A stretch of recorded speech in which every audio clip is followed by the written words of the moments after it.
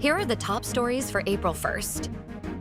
The Sandiganbayan has affirmed the denial of the bail petitions filed by the 9 co-accused of resigned Congressman Zaldy Co in the non-bailable malversation of public funds case that was filed in the anomalous 289.5 million peso flood control project in Oriental Mindoro. In a resolution issued last March 31st, the court denied the motions for lack of merit. The court said that the court reiterates that the ruling herein is not a prejudgment of the guilt of the said accused. The court also merely determined the weight of the evidence for the purposes of bail. The resolution was written by 6th Division Chairperson and Associate Justice Sarah Jane T. Fernandez and concurred in by Associate Justices Kevin Narci, B. Vivero, and Lord A. Villanueva.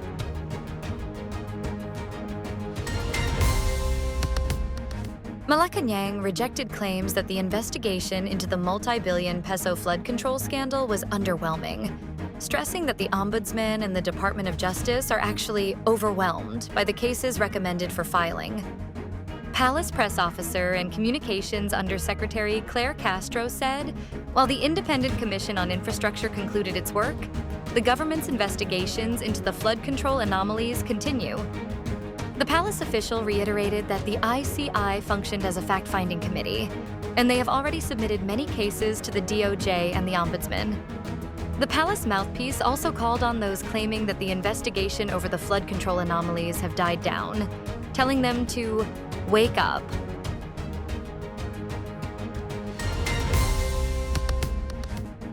China is intentionally ramping up its maritime aggression and ship deployments in the West Philippine Sea to take advantage of global distractions caused by the ongoing conflict in the Middle East.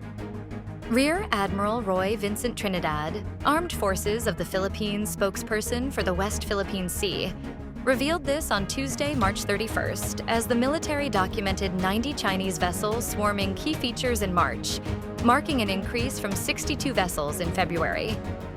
The surge coincided with the United States and the international community shifting their primary focus towards stabilizing West Asia, which Trinidad described as a deliberate tactical move by the Chinese Communist Party.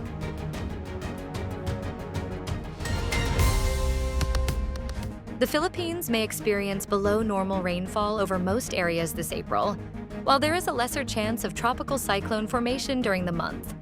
The Philippine Atmospheric, Geophysical, and Astronomical Services Administration said. PAGASA said rainfall conditions are expected to be generally below normal across most parts of the country, although some areas in Luzon and Visayas may receive near-normal rainfall. Bataan and Cavite are likely to experience way below normal rainfall. Moreover, PAGASA also only 0 to 1 tropical cyclone is expected to enter or develop within the Philippine area of responsibility this month, noting that cyclone activity during April is generally low.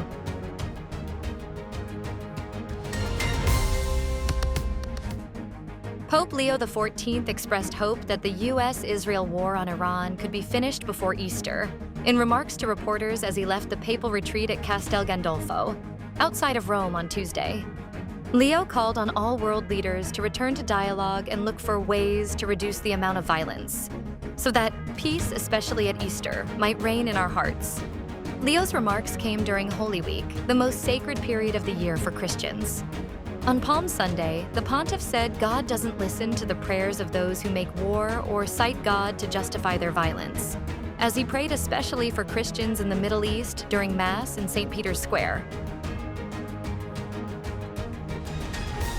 Stay updated with the latest news. Visit our website at www.com.ph or follow us on social media. Thanks for tuning in to the Manila Bulletin Daily Rundown.